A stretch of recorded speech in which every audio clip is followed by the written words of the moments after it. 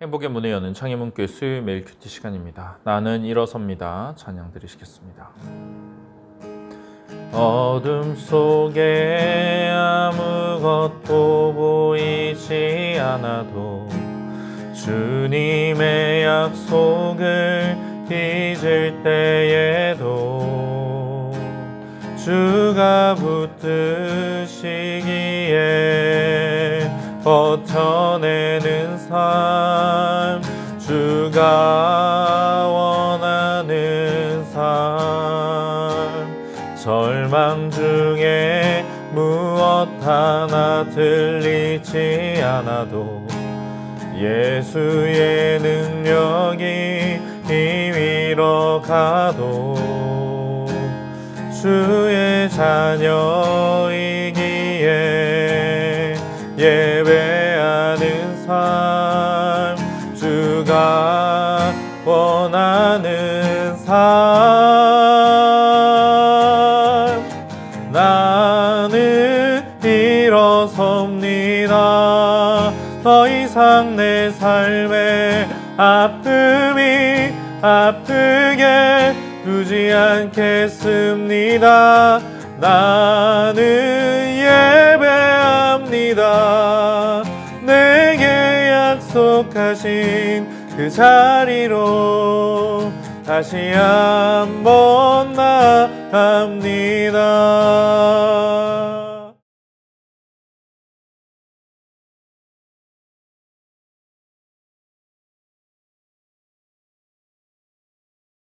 그들이 조반 먹은 후에 예수께서 시몬 베드로에게 이르시되 요한의 아들 시몬아, 네가 이 사람들보다 나를 더 사랑하느냐?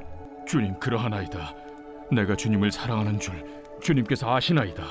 내 어린 양을 먹이라 하시고 또 두 번째 이르시되 요한의 아들 시몬아, 네가 나를 사랑하느냐? 주님, 그러하나이다. 내가 주님을 사랑하는 줄 주님께서 아시나이다. 내 양을 치라 하시고 세 번째 이르시되 요한의 아들 시몬아, 네가 나를 사랑하느냐? 주께서 세 번째 내가 나를 사랑하느냐 하심으로 베드로가 근심하여 이르되 주님, 모든 것을 아시오매. 내가 주님을 사랑하는 줄 주님께서 아시나이다. 내 양을 먹이라. 내가 진실로 진실로 네게 이르노니 네가 젊어서는 스스로 띠뛰고 원하는 곳으로 다녔거니와 늙어서는 네 팔을 벌리리니 남이 네게 띠띠우고 원하지 아니하는 곳으로 데려가리라. 이 말씀을 하심은 베드로가 어떠한 죽음으로 하나님께 영광을 돌릴 것을 가리키심이로라. 이 말씀을 하시고 베드로에게 이르시되 나를 따르라. 베드로가 돌이켜 예수께서 사랑하시는 그 제자가 따르는 것을 보니 그는 만찬석에서 예수의 품에 의지하여 주님을 파는 자가 누구오니까 묻던 자더라. 이에 베드로가 그를 보고 예수께 여짜오되 주님, 이 사람은 어떻게 되겠사옵나이까? 내가 올 때까지 그를 머물게 하고자 할지라도 네게 무슨 상관이냐? 너는 나를 따르라. 이 말씀이 형제들에게 나가서 그 제자는 죽지 아니하겠다 하였으나 예수의 말씀은 그가 죽지 않겠다 하신 것이 아니라 내가 올 때까지 그를 머물게 하고자 할지라도 네게 무슨 상관이냐? 하신 것이로라. 이 일들을 증언하고 이 일들을 기록한 제자가 이 사람이라. 우리는 그의 증언이 참된 줄 아노라. 예수께서 행하신 일이 이 외에도 많으니 만일 낱낱이 기록된다면 이 세상에라도 이 기록된 책을 두기에 부족할 줄 아노라. 예수님은 디베리아 호수에서 제자들을 만나셨습니다. 그들이 과거에 경험했던 그 기적을 다시금 보여주시면서 제자들을 위로하시고 격려하시며 사명을 향해 나아가도록 부르십니다. 제자들이 예수님이 차려주신 아침을 먹은 후에 예수님께서 베드로에게 질문하십니다. 요한의 아들 시몬아, 내가 이 사람들보다 나를 더 사랑하느냐? 여기 나오는 이 사람들이라는 표현은 이 것들로도 해석될 수가 있습니다. 이 질문의 의도에는 세 가지 정도의 가능성이 있다고 생각해 볼 수가 있습니다. 첫 번째, 네가 이 자리에 있는 다른 제자들보다 나를 더욱 사랑하느냐? 하느냐? 제자들이 예수님을 사랑하는 것보다 더 나를 사랑하느냐? 2번, 네가 다른 제자들을 사랑하는 마음보다 나를 더 사랑하고 있느냐? 세 번째는 여기 있는 많은 물고기와 배, 그물보다 나를 더 사랑하느냐 하는 것입니다. 예수님의 질문의 의도와 베드로가 보여온 모습을 생각해 보자면 첫 번째 해석이 가장 적절할 것입니다. 지금 베드로는 예수님께 헌신을 보여드리기 위해서 앞장서는 일에 몰두하고 있기 때문입니다. 그가 예수님을 보자마자 바다에 뛰어들고 예수님의 말씀대로 곧바로 그물을 끌어올리러 가는 것을 보면 알 수가 있습니다. 그 질문에 베드로는 이렇게 대답합니다. 주님, 그러하나이다. 내가 주님을 사랑하는 줄 주님께서 아시나이다. 베드로는 예수님을 사랑한다고 대답하지만 그의 대답은 과거의 자신감 넘치던 모습과는 조금 다릅니다. 베드로는 이전에 모두가 주를 버릴지라도 나는 결코 버리지 않겠다라고 말하던 사람입니다. 그런 그가 지금은 내가 주님을 사랑한다는 것을 주님께서 아십니다 라고 말하고 있습니다. 자신만만하게 내가 주님을 위해서라면 죽음까지도 극복해 보이겠습니다 하였던 베드로의 다짐, 그것이 얼마나 철저하게 무너졌는지 경험을 했기 때문입니다. 예수님께서는 이런 베드로의 대답에 내 어린 양을 먹이라 명하십니다. 이것은 베드로에게 주시는 예수님의 사명입니다. 예수님의 어린 양을 먹이라는 것은 베드로가 새로운 신자들을 위해 영적인 양식을 제공해야 한다는 뜻입니다. 예수님께서 말씀을 통해서 제자들을 가르치시고 영의 양식을 주셨듯이 예수님의 제자들, 그들을 먹이기 위해서 말씀을 전하고 가르쳐서 양육해야 합니다. 그러고 나서 한 번 더 예수님께서 베드로에게 같은 질문을 던지십니다. 베드로는 똑같이 대답을 하고 이번에는 예수님께서 내 양을 치라 라고 하십니다. 양을 친다는 것은 신자들을 목회적으로 돌보고 지키는 것을 의미합니다. 양을 먹이고 치는 것, 본래 예수님의 사명이셨지만 이제 예수님께서는 베드로에게 자신의 양들을 맡기시고 목자가 되라고 하시는 것입니다. 양을 먹이고 치는 이 사명은 베드로 한 사람에게만 특별하게 제한된 것은 아닙니다. 베드로전서 5장 그리고 사도행전 20장을 보면 장로들에게 하나님의 양 무리를 치라라고 권면하는 것을 볼 수가 있습니다. 한 번 더, 세 번째로 예수님께서 질문을 하십니다. 약간 질문이 다른데 예수님께서 처음 두 번 질문하실 때 사랑한다라는 의미로 아가파오를 사용하셨습니다. 베드로도 예수님의 질문에 아가파오로 내가 주님을 사랑하는 줄 주님께서 아신다고 대답했습니다. 그런데 이 세 번째 질문에는 예수님께서 사랑하다라는 동사로 아가파오 대신에 필레오를 사용하셨습니다. 베드로도 필레오로 대답을 합니다. 과거 이 두 헬라어 동사의 차이의 의미가 차이가 있다. 그렇게 주목을 했던 학자들이 있었습니다. 아가파오는 보다 높은 신적인 사랑, 하나님과 인간의 사랑 이런 것들을 의미한다고 생각했고, 필레오는 사람들 사이에서 사람들 간에 사용되는 보다 일반적인 의미의 사랑이라 그렇게 이해를 한 것입니다. 하지만 이러한 해석은 현대 학자들에게는 대부분 지지되지 않고 있습니다. 왜냐하면 요한복음에서 아가파오와 필레오가 동의어적으로 사용이 되고 있기 때문입니다. 하나님과 인간 사이의 사랑을 나타낼 때도 필레오가 사용이 되는 부분들이 있고 특별한 의미의 구별이 없이 요한서신 그리고 요한계시록에서도 이 단어들이 사용이 됩니다. 그래서 이 두 단어의 의미의 차이를 구별해야 한다라는 주장은 근거가 부족하다 할 수가 있습니다. 세 번째 예수님이 질문을 하시자 베드로는 근심했습니다. 베드로가 근심한 것은 예수님께서 내 대답이 만족스럽지 않으셔서 계속 질문하시는 것인가 생각했기 때문일 수도 있겠지만 그보다 3번이라는 그 숫자 때문일 가능성이 높습니다. 베드로가 과거에 3번 예수님을 부인한 적이 있기 때문입니다. 그렇기 때문에 3번 나를 사랑하느냐 물으시는 예수님의 질문에 베드로는 근심할 수밖에 없었습니다.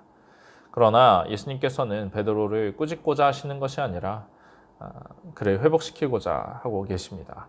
3번 예수님을 부인한 베드로에게 3번 예수님을 향한 사랑을 고백하게 하십니다. 그리고 3번 그에게 사명을 주십니다. 일부러 베드로를 회복시키고 그의 수치를 제하시기 위해서 이같이 행하시는 것입니다. 베드로가 그의 과거를 넘어서 앞으로 주어질 사명을 감당할 수 있도록 말입니다. 만약 이 일이 없었다면 베드로는 자신이 예수님을 배신한 것을 평생 기억하면서 수치 가운데 살았을 것입니다. 다른 제자들에게도 당당히 얼굴을 들기 힘들었을 것입니다. 예수님께서는 우리가 과거의 실수에 매달려 있기만을 원하지 않으십니다. 우리를 회복시키시고 격려하시고 다시금 주를 위해 살게 하십니다. 하나님의 영광을 위해서 쓰임받을 기회를 주시는 것입니다. 베드로를 회복시키신 후에 예수님께서 베드로의 앞일을 말씀하십니다. 18절에 내가 진실로 진실로 내게 이르노니 내가 젊어서는 스스로 띠띠고 원하는 곳으로 다녔거니와 늙어서는 내 팔을 벌리리니 남이 내게 띠띠우고 원하지 아니하는 곳으로 데려가리라. 젊어서는 베드로가 스스로 옷을 입고 원하는 곳으로 다녔지만 늙어서는 팔을 벌리게 된다 하십니다. 팔을 벌린다는 것은 십자가 처형을 의미하는 것으로 우리가 이해해야 합니다. 남들이 베드로에게 띠를 띄우고 그가 원하지 않는 곳으로 데려갈 것입니다. 요한은 이 말씀이 베드로의 죽음에 대한 것이다 증언합니다. 이 말씀을 하시면 베드로가 어떠한 죽음으로 하나님께 영광을 돌릴 것을 가리키심이러라. 요한복음은 상대적으로 후기에 쓰여진 것이므로 이 독자들은 이미 이 예언이 성취된 것을 경험했을 것입니다. 로마의 클레멘트도 베드로의 순교를 언급했고 터툴리아는 베드로가 십자가에 못 박혔다라고 증언했습니다. 또 베드로 행전에 따르면 베드로가 십자가에 거꾸로 매달려서 죽었다라고 합니다. 베드로의 순교는 예수님의 죽음과 마찬가지로 하나님께 영광을 돌리는 것이었습니다. 이 말씀을 하시고 예수님께서 베드로에게 나를 따르라 말씀하십니다. 베드로는 예수님이 지신 십자가처럼 자신의 십자가를 지고 예수님을 따라야 합니다. 이전에는 예수님을 따라갈 수 없었지만 이제는 예수님께서 그에게 나를 따라오라 말씀하십니다. 베드로는 십자가의 삶을 살아가게 됩니다. 자신이 어떻게 될지를 들은 베드로는 그 옆에 있는 예수님이 사랑하시는 제자를 봅니다. 그리고 그가 어떻게 될까 궁금해했습니다. 이 제자는 만찬석에서 예수님의 품에 의지하여 주님을 파는 자가 누구오니까 묻던 자로 요한일 것입니다. 그래서 베드로는 이 사람은 어떻게 되겠습니까? 라고 묻습니다. 자신처럼 예수님과 가까운 관계에 있었던 이 요한, 어떤 일을 당하게 될지 궁금했던 것입니다. 22절 말씀입니다. 예수께서 이르시되 내가 올 때까지 그를 머물게 하고자 할지라도 내게 무슨 상관이냐 너는 나를 따르라 하시더라. 예수님의 대답은 그것은 베드로가 상관할 바가 아니라는 것이었습니다. 예수님께서 다시 오실 때까지 설령 이 제자가 죽지 않고 살아있다 하더라도 그건 베드로와는 상관이 없는 일입니다. 베드로는 자신에게 주어진 사명, 예수님을 따르는 일에만 집중해야 합니다. 베드로처럼 우리는 때로는 다른 사람에 대해 과도한 관심을 가집니다. 내가 이런 사명을 감당해야 한다는 것은 알겠지만 저 사람은 어떻겠습니까? 그렇게 질문합니다. 그러나 그것은 내가 상관할 바가 아닙니다. 하나님께서 주권대로 각 개인에게 행하실 일입니다. 우리는 그런 것에 신경 쓸 일이 아니라 내게 주신 사명에 집중해야 합니다. 남과 나를 비교해서 나는 순교를 당하는데 저 사람은 오래 산다. 나는 이런 힘든 일을 하는데 저 사람은 빛나 보이는 쉬운 일을 한다. 그렇게 비교하고 우열을 가르는 것은 무의미한 일입니다. 베드로에게 주시는 것은 영광스러운 순교, 그 죽음이었지만 요한에게 예비하신 것은 오래도록 예수님에 대해서 증언하고 기록을 남기는 그런 삶입니다. 이 모두 하나님을 영화롭게 하는 각자에게 주신 사명입니다. 예수님의 말씀을 들은 몇몇 사람들은 그 의미를 오해했습니다.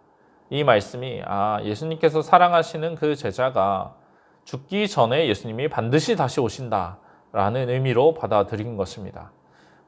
그런데 예수님의 말씀은 그가 죽지 않겠다고 확실하게 말씀하신 것이 아니라 그렇게 하더라도 그게 무슨 상관이냐라는 의미였습니다.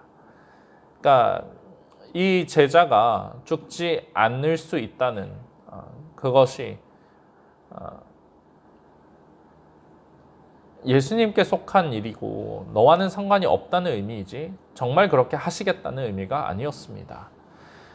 그런데 사람들은 이것이 예수님의 약속이라고 생각을 했습니다.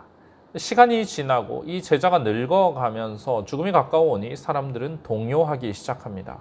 혹시 이러다가 예수님이 오시지 않았는데 제자가 죽게 되면 그들의 신앙에 위기가 찾아오게 생긴 것입니다. 그래서 이것이 오해임을 요한복음이 밝히고 있습니다. 마지막으로 이 일들을 증언하고 기록한 제자가 이 사람이라 요한이라고 말하고 있습니다. 이 책에 기록된 것은 예수님께서 행하신 일들 중 일부일 뿐입니다.